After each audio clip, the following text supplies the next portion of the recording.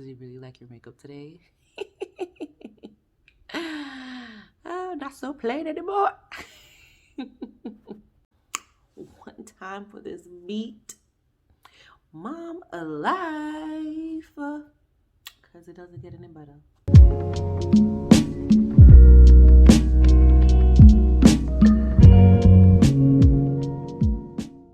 Hey guys, welcome back to my channel. I forgot that the lens is that way and not this way. Let me burn my eyes. Anyway, so here is today's pros and cons in living in South Korea. All right, so I actually wrote some things down because, like I said, I'm old, so I would forget. My paper list, guys. So proud of me. Let's jump right into it, shall we? Okay. Pros. All right. So, the healthcare system. The healthcare system in South Korea is by far the best that I have ever experienced. And I'm only talking about that in terms of having my baby in South Korea. If you have a TRICARE, they'll refer you out to the hospitals off coast. Now, when I was at the hospital at Dongguk University, I only had experience with Dongguk University. No, I'm sorry. I also had experience with Good Morning, and they were also really good. Good Morning Hospital in South Korea. So I was also having other issues, feminine issues. No, I was having some issues before. That was also during my first pregnancy. So Good Morning really, they helped out too. They have, I think for me, they have better equipment and they're better to assist in certain situations than hospitals on post in South Korea. Now, don't ask me why that is. I don't know. That's a whole nother spiel on its own. I have my reasons, and everybody that I came across to ask me this question, I do my whole spiel about how I feel about hospitals on post, and I'm gonna just let that be that. Anyway, and like I said, that's just my experience. And some people may have great experience in the post hospital, but for me, So yes, the healthcare system in South Korea, the bomb. It's really, really good.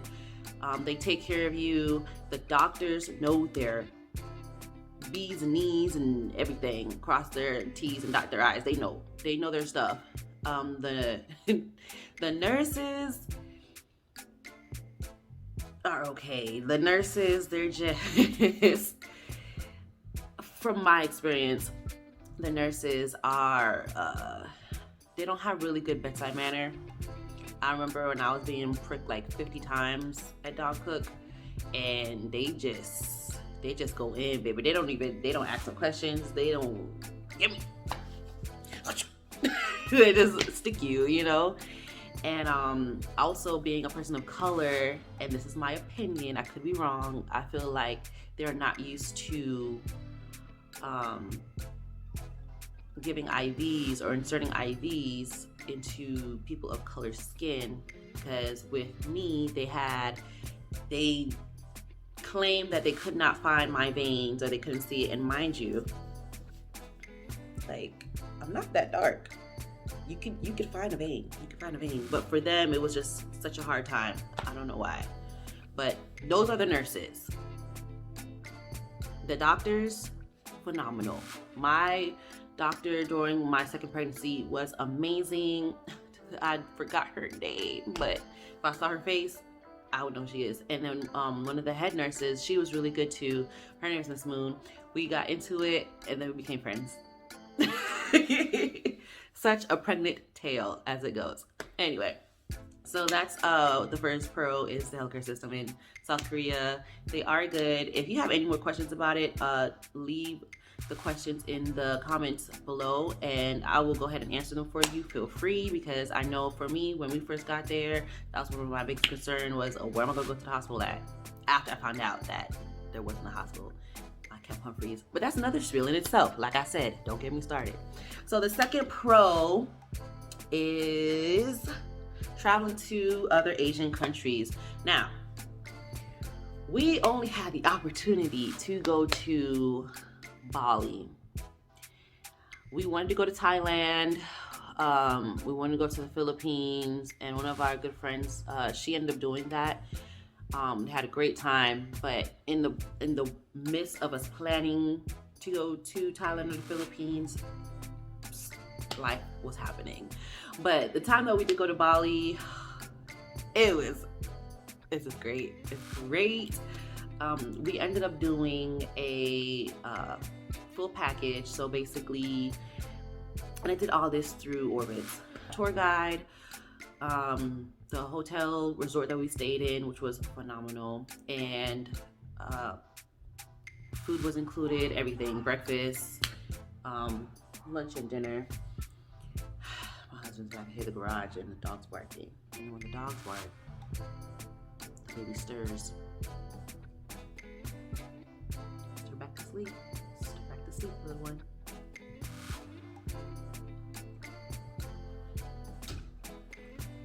Dun, dun, dun, dun, dun.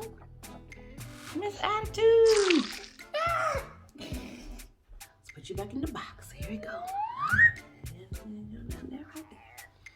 All right, where was I? Bali. So yeah, the Bali trip was really good.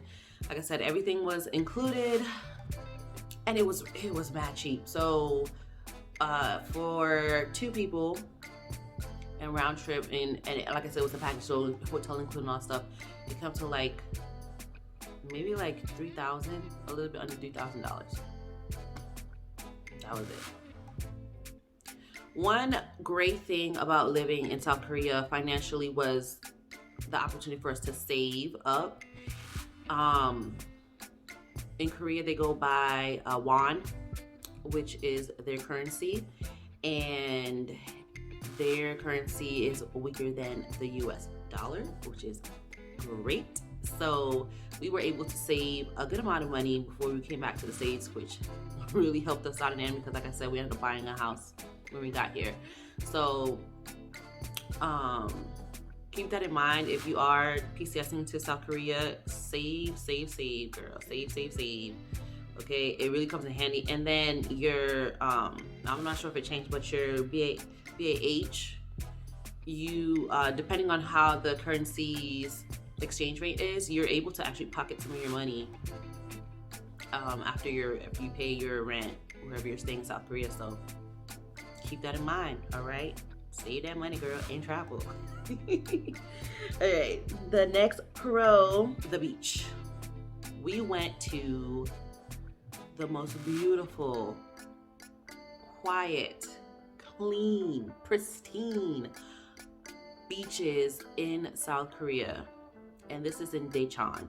Okay, it's called Boryong Beach, I believe, or Daecheon Beach, but it's in Daecheon, and I will put a link for that video when we went to the beach and we saw flying fish and I got scared around the water. Yes, I'll put the link to that below. But that, it was just so quiet and serene, and it was nice.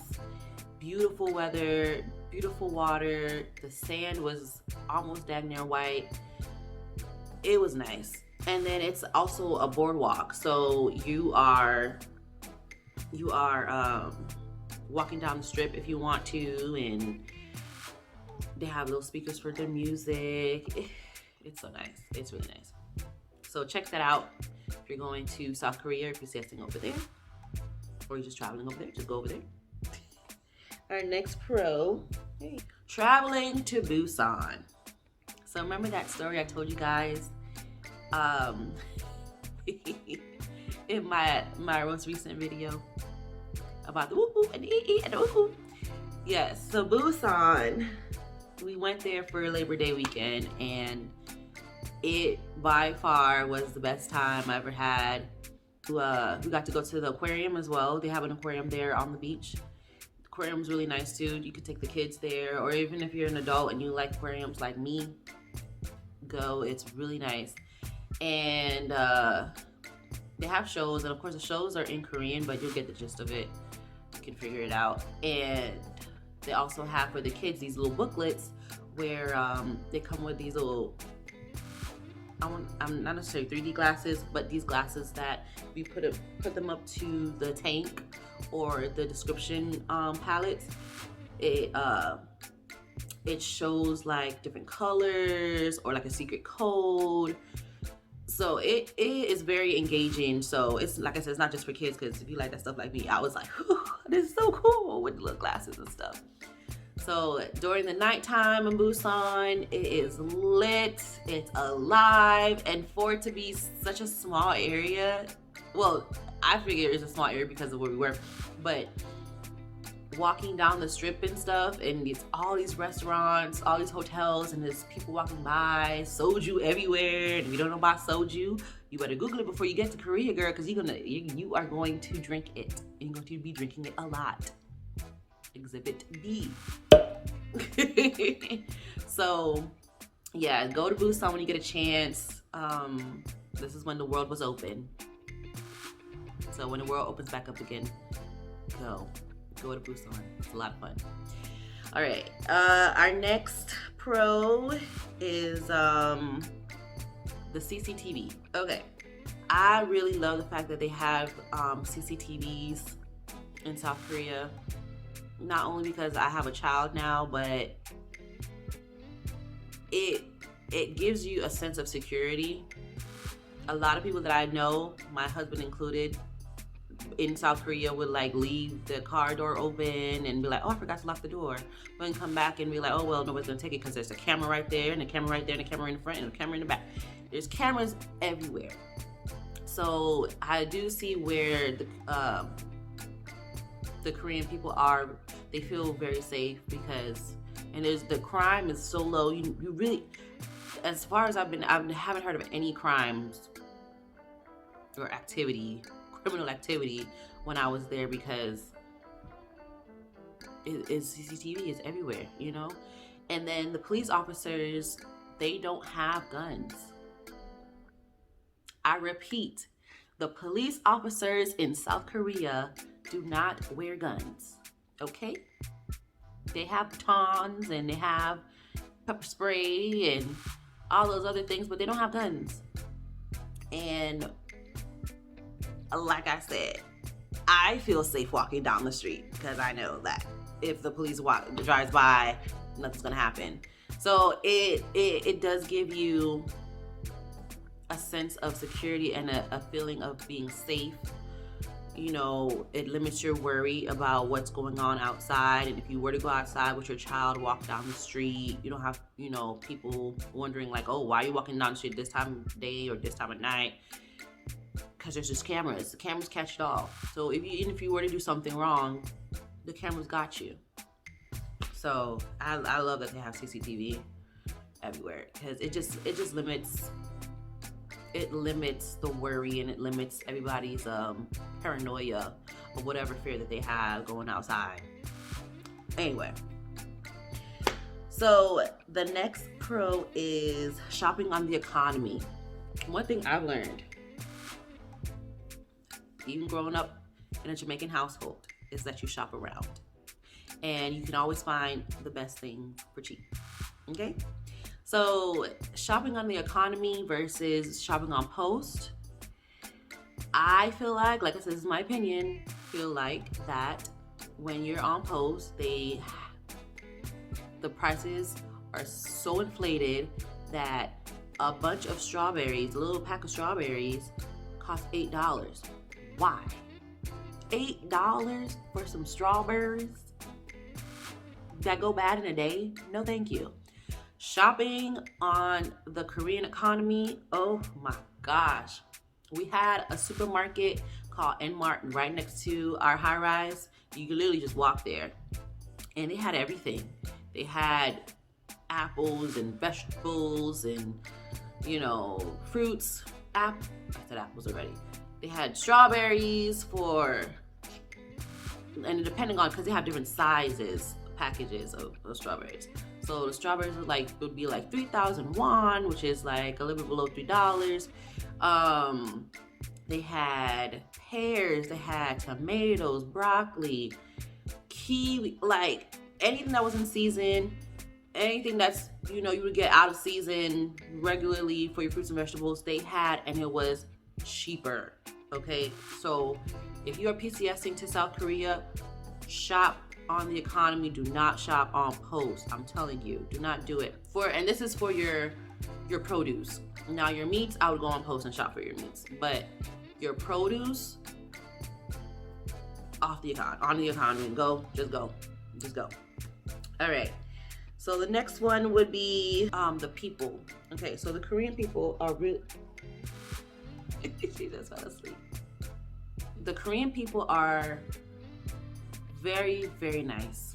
Though at least the ones that I have met, have spoken to, they're very, very nice people. And these are, most of them are the younger generations. Most of them are like middle aged.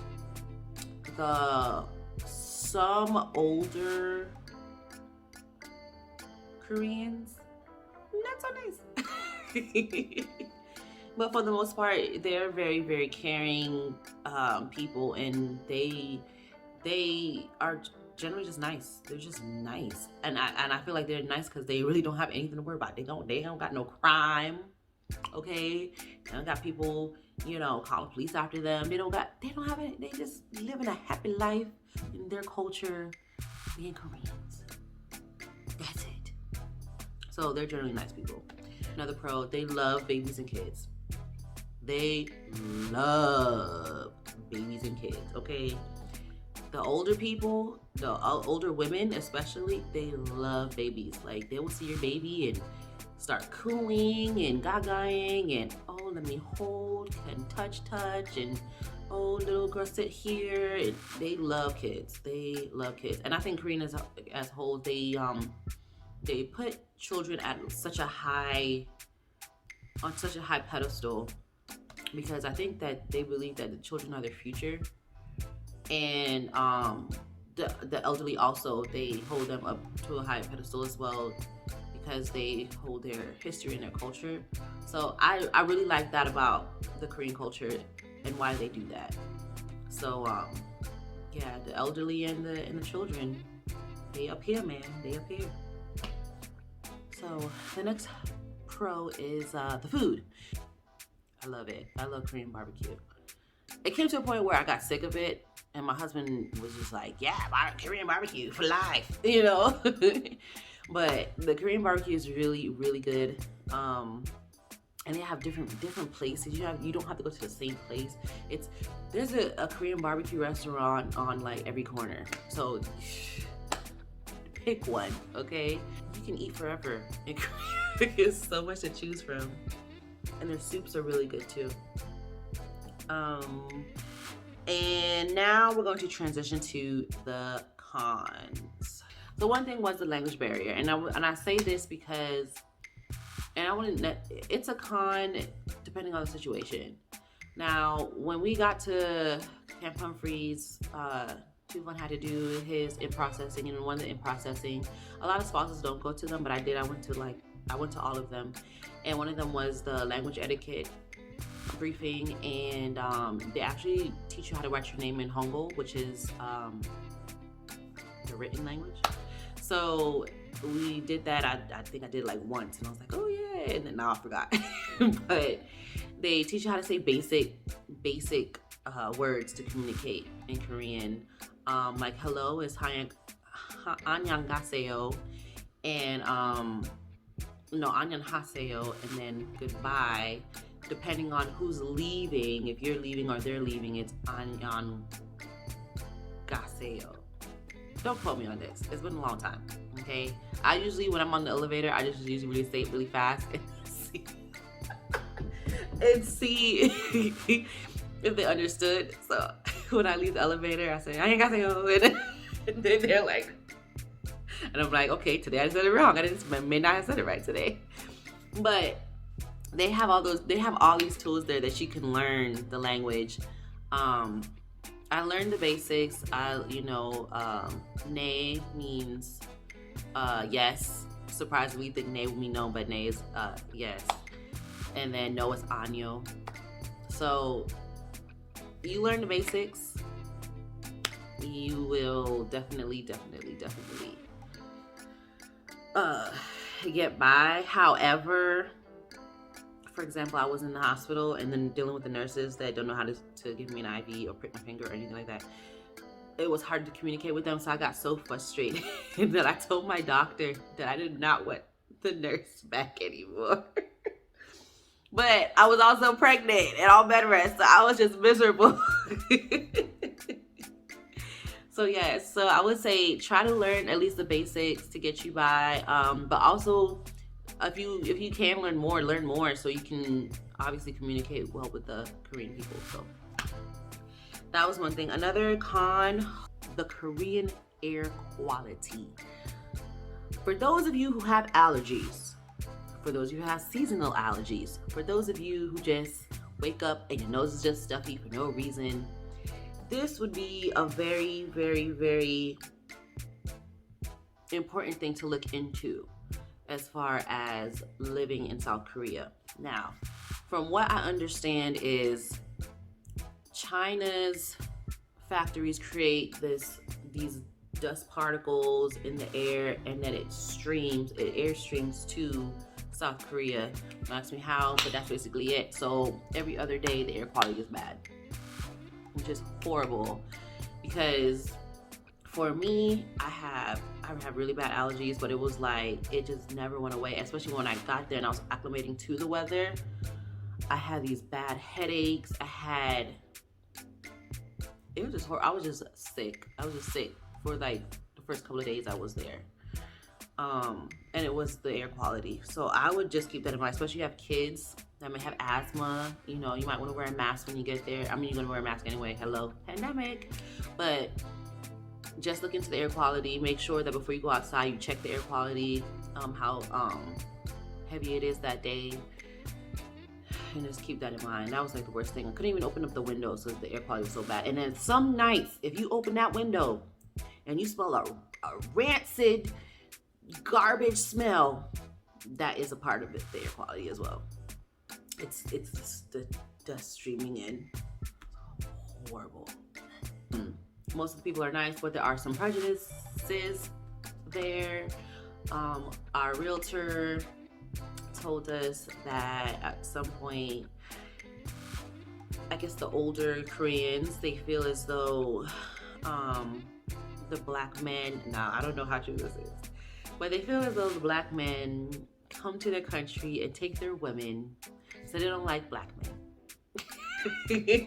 Or especially a black soldier. So that's what I was told. And then I was also told that my baby's crying. I was also told that the darker your skin is, the poorer the older Koreans think you are. This is what I was told, guys. It's everywhere. You know, prejudice, racism is everywhere, you know, so keep the discussion alive. Another thing that was on the pros list is also on the cons list, because granted they have different types of food, it's always Korean style. So they'll have, like, in the Ville, that's what they call it, it's the Ville across from Camp Humphreys. In the Ville, they'll have Mexican restaurant, Italian restaurant, you know, but it's just, it always has this Korean taste to it at the end, like this Korean twang. So it's not really authentic Mexican or authentic Italian or authentic Argentine, whatever. It's just, it's still Korean. And the people running it are Korean. It's Korean. It's Korean food. Another con would be dogs. We have two dogs. We have a Maltese and we have a Husky. The Husky, of course, is the bigger dog. The Maltese is, you know, little yip yapper. When Casey would bark, they would think it's Samson because he's the bigger dog. So we'll be in the elevator trying to walk them, and they automatically assume that it was Samson, but it was actually Casey who was barking. And so with that being said, they are supposedly afraid of big dogs. So in our high-rise community, it's called EG the One, well, the latter part of 2018, I should say. It just got, I don't know, shot to hell. By law, they have dogs that are required to wear mouth guards, but a husky was not one of them. So they were trying to impose that, and I was like, no. This was not on the list, but one row that I can say that our family ended up leaving with from South Korea. We met some amazing people in South Korea, some really, really good people in South Korea. And we miss you guys, and we want to continue to communicate with you guys. You know who you are, and you've made a difference in our lives, and we hope that we made a difference in your lives. So if you're PCS into any other country, you know, if you find good people, keep them around, okay? They are very, very hard to come by these days. And I think that's one of the best things you can get out of a PCS move or a tour overseas. So that is about it for today. Malia has something to say. What you gotta say, girl? Can you say bye?